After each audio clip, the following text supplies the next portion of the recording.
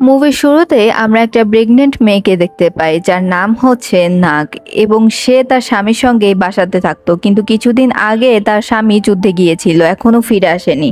এই মুহূর্তেই তার লেবার পেন উঠে এবং সে মাটিতে লুটিয়ে পড়ে। চিৎকার করে সে ম্যাককে ডাকছিল। অপরদিকে আমাদের ম্যাককে দেখানো হয় যে কিনা যুদ্ধে গিয়েছিল এবং যুদ্ধ স্পটে অনেক বিধ্বস্ত অবস্থা তার। এই জন্য সে তার বন্ধুদের সঙ্গে যুদ্ধের ময়দান থেকে কোনোভাবে নিজের প্রাণ রক্ষা করে বেঁচে ফেরে। সিনকের আবার আমাদেরকে নাককে দেখানো হয় যে তার নিউবর্ন বেবিকে নিয়ে একটা নদীর পাশে গিয়ে তার হাজবেন্ডকে আবার চিৎকার করে ডাকতে থাকে। তার চিৎকার শুনে আশেপাশের লোকগুলো যেন মনে হয় ভূত দেখেছে, তারা নিজেদের জানালা দরজাগুলোকে এমন ভাবেই আটকিয়ে দিচ্ছিল। কিছুদিন পর আমাদেরকে ম্যাক এবং তার ফ্রেন্ডসদেরকে দেখানো হয়। এতদিনে তাদের সকল ইনজুরিগুলো ঠিক হয়ে গিয়েছে। এখানে ম্যাক তাদেরকে বলে যে তোমরা কোথায় যাবে, চলো তোমরা আমার সঙ্গে আমার গ্রামে, ওখানে তোমরা সেফও থাকবে। এই বলে সে তার বন্ধুদেরকে সঙ্গে নিয়ে তার গ্রামে চলে যায়। এখানে যখন ম্যাক বাসায় ফিরে আসে তখন সে দেখে তার বউ এবং তার নিউবর্ন বেবিকে। সে তো অনেক বেশি হ্যাপি। তখন সে তার ওয়াইফকে নিয়ে বাইরে বের হয়ে আসে এবং সকল ফ্রেন্ডসদের উদ্দেশ্যে বলে যে পাশেই আমার আন্টির বাসা রয়েছে, সেখানে কেউ থাকে না, তোমরা চাইলে যতদিন ইচ্ছা ওই বাসাতে থাকতে পারো। পরদিন সকালের সিন আমাদেরকে দেখানো হয় যেখানে আমরা ম্যাককে দেখতে পাই সে বাজারে যায় কিছু জিনিসপত্র কেনাকাটা করার জন্য। সে যখন প্রতিটা দোকানে যায় এবং গিয়ে বিভিন্ন জিনিসপত্র কেনার চেষ্টা করে, কথার মাঝখানে যখন তার ওয়াইফের কথা উঠে, তার ওয়াইফের কথা শুনতেই সবাই দোকান থেকে পালিয়ে যেতে থাকে। এক পর্যায়ে সে একটা দোকানে আসে কিছু মধু পানীয় কিনতে তার বন্ধুদের সঙ্গে।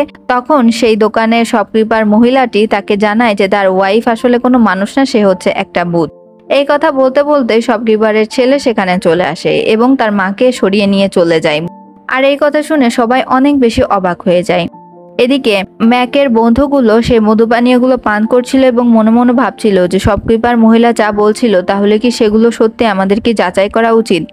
এ সময় মাথায় খোপাওয়ালা এই ছেলেটার নাম হচ্ছে সিন, সে ঘুমিয়ে পড়ে এবং সে ঘুমের মাঝে স্বপ্ন দেখে সে ম্যাককে ডাকতে গিয়েছে, কিন্তু সেখানে সে ম্যাককে পায় না, তার ওয়াইফকে দেখতে পায় যে কিনা ডাইনি রূপে রয়েছে। এই জিনিসটা দেখে সে অনেক বেশি ভয় পায়।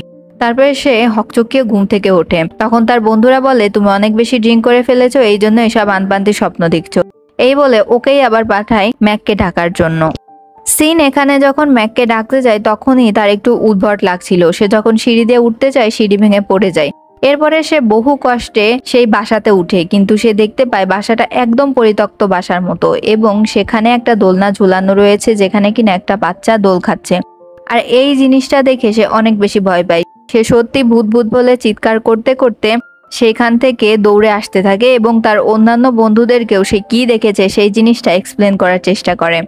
এমনই সময় নদীর দিকে তার চোখ যায় এবং সে দেখতে পায় যে শপকিপার মহিলা তাদেরকে বলেছিল নাকের কথা, সেই মহিলাটা আর পৃথিবীতে নেই।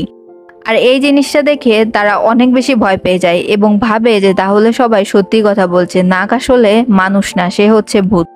সকালে এই চারজন বন্ধুর মাঝে একজন বন্ধু যার নাম হচ্ছে তার প্রকৃতির ডাকে সাড়া দিতে সে জঙ্গলের ভিতর যায়। এমনই সময় সে দেখতে পায় মাটির নিচ থেকে কিছু একটা বের হয়ে আসে। সে যখন ভালো করে লক্ষ্য করে সে দেখে যে এটা কোনো একটা কিছুর কঙ্কাল এবং সে এই জিনিসটি দেখে অনেক বেশি ভয় পেয়ে যায়।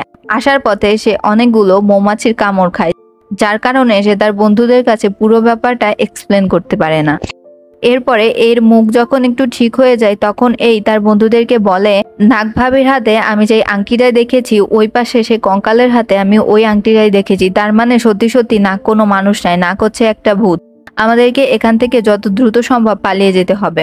তারা এখান থেকে বেরিয়ে যাওয়ার সকল প্রস্তুতি নিতে থাকে, কিন্তু এখানে এর আবার একটু মায়া হয় তার বন্ধু ম্যাকের জন্য। তখন সে ডিসাইড করে যে এভাবে সে ম্যাককে ছেড়ে এখান থেকে যাবে না, তাহলে নাক ম্যাকের কোনো ক্ষতি করে দেবে। এই জন্য তারা সকলে মিলে ডিসাইড করে যে তারা নাককে সকল সত্যিটা জানাবে এবং তাকে সঙ্গে করে নিয়ে যাবে।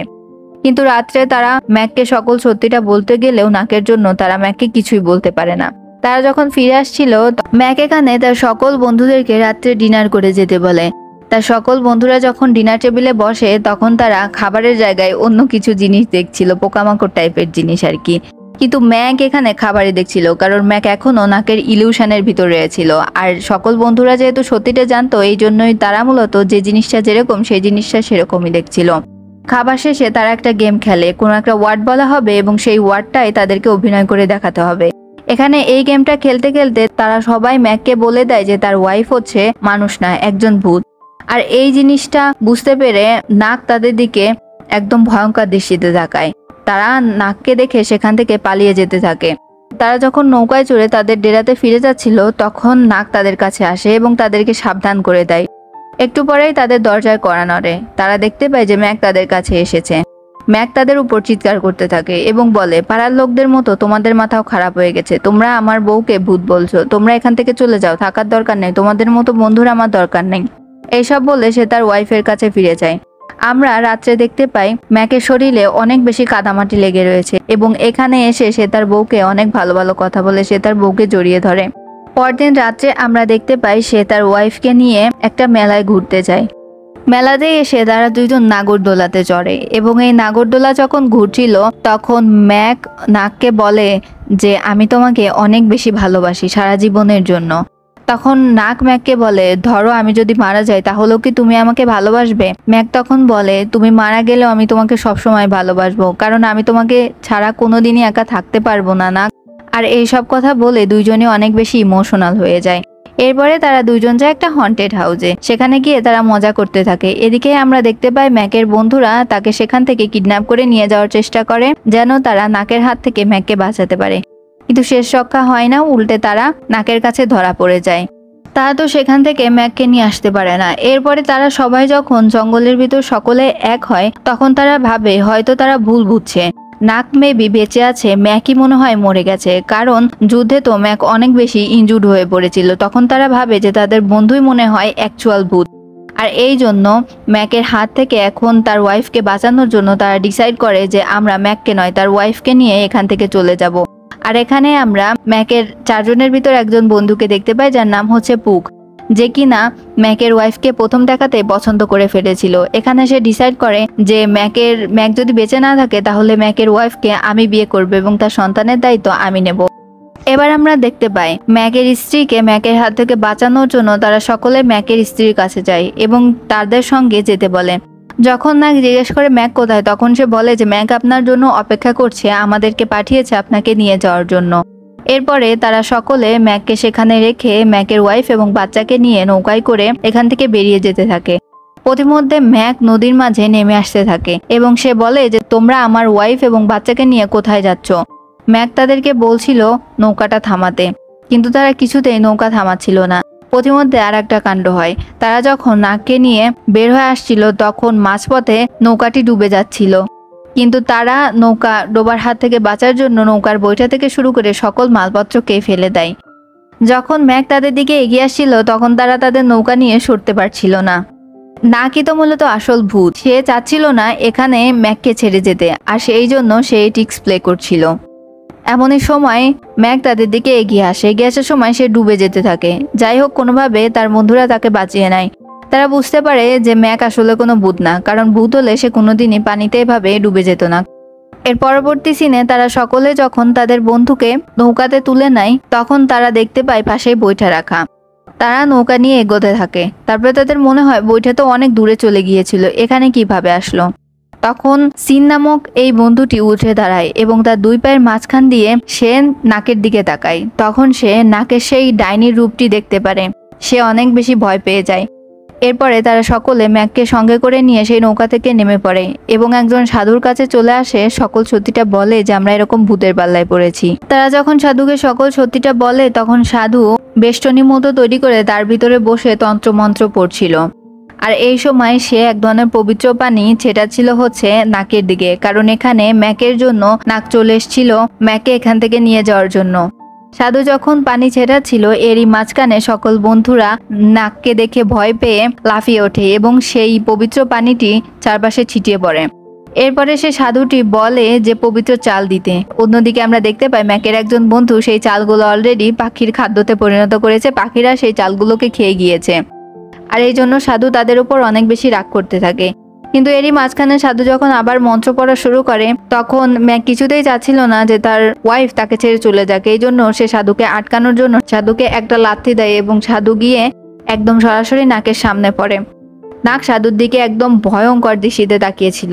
সাধু নাকের এই রূপ দেখে সে জানালা টালানা ভেঙে এখান থেকে পগার পার হয়ে যায়। অপরদিকে আমরা নাককে দেখতে পাই, যে কিনা ম্যাকের বন্ধুদেরকে বেঁধে ফেলেছিল খুঁটির সঙ্গে এবং সে বলছিল যে তোমরা কেন ম্যাককে আমার থেকে দূরে নিয়ে যেতে চাও, আমি ম্যাককে অনেক বেশি ভালোবাসি। এখানে সকল বন্ধুরাই অনেক বেশি ভয় পাচ্ছিল। ম্যাক যদিও ভয় পাচ্ছিল কিন্তু সে তার ওয়াইফকে ছেড়ে যেতে চাচ্ছিল না, কিন্তু তার বন্ধুরা চাইছিল না যে ম্যাক তার এরকম ভূতনি ওয়াইফের সঙ্গে থাকুক। তখন নাক সকল বন্ধুদের উদ্দেশ্যে বলে যে আমি তোমাদের কোনো ক্ষতি করব না, তোমরা নাককে আমার থেকে দূরে সরিয়ে নিয়ে যেও না, নাককে আমি অনেক বেশি ভালোবাসি। তখন একজন বন্ধু বলে ওঠে যে নাককে যদি তুমি অনেক বেশি ভালোই বাসো তাহলে তুমি ওই শপকিপার মহিলাটাকে কেন মেরেছিলে, আর তাছাড়া তুমি এখন তোমার দুনিয়াতে চলে যাও, এটা তো তোমার দুনিয়া না। আমরা দেখতে পাই এরপরে নাক অনেক বেশি ইমোশনাল হয়ে পড়ে এবং সে বলে আমি ওই শপকিপার মহিলাটিকে মারিনি, সে অনেক বেশি ড্রাঙ্ক ছিল এবং এই কারণেই সে পানিতে পড়ে মৃত্যুবরণ করেছে। এর পরবর্তীতে সকল ফ্রেন্ডরা ম্যাককে বলছিল তাদের সঙ্গে চলে আসতে, কিন্তু ম্যাক সেখান থেকে সরে না, আর ম্যাক অনেক বেশি কান্না করছিল। এই সময় তার বউ তার লম্বা হাত দিয়ে তার চোখের পানিকে মুছিয়ে দেয়, আর এই সময় ম্যাক একটা অনেক বড় টুইস্টকে উন্মোচন করে। ম্যাক এখানে বলে যে আমি তো অনেকদিন আগেই জেনে গিয়েছি যে আমার নাক এই দুনিয়াতে নেই, তার আত্মা আমার সঙ্গে রয়েছে। সকল বন্ধুরা তো একদম শক খেয়ে যায়। সে তখন বলে যেই দিন রাত্রে আমি তোমাদেরকে বলতে গিয়েছিলাম যে তোমরা এখান থেকে চলে যাও, ওই দিন আমি ফেরার সময় আমার বাড়ির পেছনে নাকের কঙ্কালকে দেখতে পেয়েছিলাম, আর আমি তার হাতের আংটিটি দেখে চিনে ফেলেছিলাম এটা আর কারোর কঙ্কাল না, এটা আমার ওয়াইফ নাকের কঙ্কাল। কিন্তু আমি বুঝতে পেরেছিলাম যে সে ভালোবাসার টানে আমাকে ছেড়ে যেতে পারেনি এবং এই দুনিয়াতেই রয়ে গেছে। আর তখনই আমি ডিসাইড করে নিয়েছিলাম নাক হোক কিংবা নাকের আত্মা, আমি সারা জীবন তার সঙ্গে থাকবো এবং কোনোদিন তাকে ছেড়ে যাব না। নাক এবং ম্যাক যেহেতু একে অপরকে ভালোবাসে এই জন্য তারা ডিসাইড করেছে তারা দুইজন একসঙ্গেই থাকবে, তারা দুইজন একে অপরকে জড়িয়ে ধরে। আর তার বন্ধুরাও ডিসাইড করে যেহেতু তাদের কোনো সমস্যা নেই তাহলে আর তারা কি করবে, তারাও এই জিনিসটাকে মেনে নেয় এবং তারা সকলে মিলে ডিসাইড করে যে আমরা তাহলে নিজস্ব একটা হন্টেড হাউস দেব, যেখানে কিনা আমরা সকলে এক এক ভূতের সাজ দিব এবং মানুষদেরকে বিনোদন দেওয়ার মাধ্যমে আমরা অনেক টাকাও ইনকাম করতে পারবো। সকলে তো বিভিন্ন গেট আপ দিয়েছিল, কিন্তু নাক যেহেতু আসল ভূত এই জন্য তার কোনো গেট আপের প্রয়োজন ছিল না, আর এভাবে তারা অনেক টাকা ইনকাম করে। আর এই হাস্যকর মুভিটা এখানেই শেষ হয়ে যায়। ভিডিওটা ভালো লাগলে সাথেই থাকবেন।